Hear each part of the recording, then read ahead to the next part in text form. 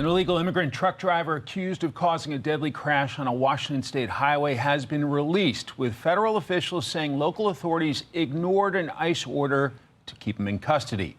William La Jeunesse has more from Los Angeles. Hi, William. Hey, Mike, you're right. Despite that ICE detainer, not only did Seattle's King County release him, it never even presented a case against 25-year-old Kamalpreet Singh, an Indian national who illegally crossed the border in 2023. Released by the Biden administration with a work permit, Singh got a California commercial driver's license, despite rules against giving CDLs to non-citizens. CDLs are meaningless because all of these states have given them out. Like, when somebody produces that CDL, they think, oh, they're here lawfully, when in fact they're an illegal alien. According to police, Singh falsified his logbook before the crash by enlisting a co-driver to extend his hours. Police say he also made, quote, no attempt to brake, killing Blake Pearson, who was simply stuck in traffic. His sister says the system failed Pearson, his wife, and children. Held for vehicular homicide, DHS wanted to deport Singh. Instead, he was released when the state didn't charge him. The Highway Patrol telling Fox, quote, this case is complex and we're still under investigation. We have found additional detail and needed to withdraw the original complaint. The case will be refiled in the near future. Federal record shows Singh's employer has a record of violations, with their drivers and trucks taken off the road at rates well in excess of the national average. The decision to allow these people to drive these dangerous vehicles was very reckless and put the entire country at risk. I always give the example of a roofer. When a roofer falls off the ladder, he hurts the roofer. But when a truck driver drives off the road, it usually kills the other people. It doesn't. So we reached out to his employer to find out if Singh is still driving or even in the U.S. No reply. Mike? William La Jeunesse live in L.A. William, thanks very much.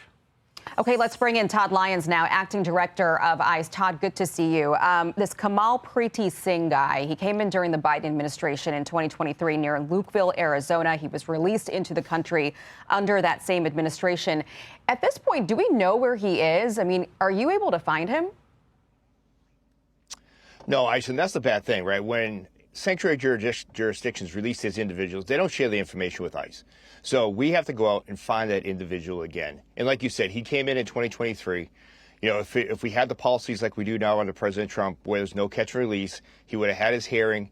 And if he was found eligible, he would have been deported that day. But instead, here we have a guy, shouldn't be in the country in the first place. He has a real ID. He has a real commercial driver's license issued by the state of Florida. And now some poor gentleman is dead right at the holidays, and his family doesn't have him because of these, crazy policies. The fact that they didn't want to keep him in custody. They already deemed he was a public safety threat by arresting him, right? He caused, vehicular homicide, allegedly. And now they want to re-release him back to commit crimes again. It's ridiculous.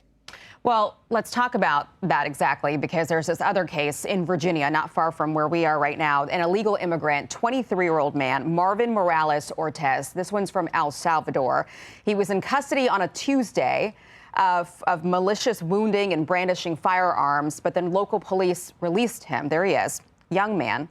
The next day, on Wednesday, there's a murder scene, and they arrest him again. He's got a lengthy record, Todd, at least 7 crimes he's accused of. And then he's released within hours before, officials say that he got up into a mess again.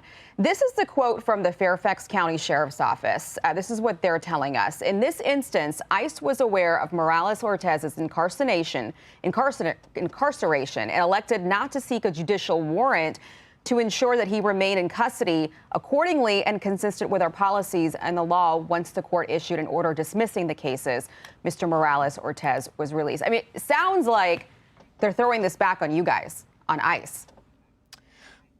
Yeah, and the whole problem is, Aisha, unfortunately, they don't understand immigration law, right? We don't need a judicial warrant. Our ICE detainer is just enough for them to hold him and turn him over to us. But instead, they want to go ahead and lead him to sign of sanctuary policies, and now he allegedly committed another murder. So we have this individual. They already arrested him for brandishing a firearm. So he was already arrested for aggravated assault. So why they would want to release him anyways with no bond or no restrictions is just ridiculous. And then he's found at another murder scene the next day. Actually, that day, the clinicians at Fairfax County deemed him a public safety risk, and they were out looking for him because they realized that was a mistake to release him. Had they done that, he would have already been in ICE custody had they turned him over. So instead, here we have another instance of an American losing their lives because of sanctuary policies. Well, what would motivate these law enforcement agencies to help you? I mean, it seems like it just keeps happening over and over again, day in and day out. Do they even want to work with you? Have you reached out to some of these folks? I mean, or is it local politicians putting pressure on them? No, you know what it is the rank and file members of almost every law enforcement agency in this country wants to work with ICE. They have great relationships with us. We have task force officers from their agency. It's elected officials that decide to put the safety of public safety ahead of sanctuary policies, and it's ridiculous, and it's actually causing lives. And there's just more and more of these stories, and it's heartbreaking because my thoughts and prayers go out to that family because this was an incident that could have been avoided, and that's what ICE is here for. That's what ICE's law enforcement mission is, and where we want to make America safe again. We just need these sanctuary jurisdiction politicians to work with us. Yeah, we keep seeing these stories pop up, but it doesn't seem like there's going to be any change anytime soon. Todd, good to see you. Have a great Christmas. Hey everyone, I'm Emily Campagno. Catch me and my co-hosts Harris Faulkner and Kaylee McEnany on Outnumbered every weekday at 12 p.m. Eastern, or set your DVR. Also, don't forget to subscribe to the Fox News YouTube page for daily highlights.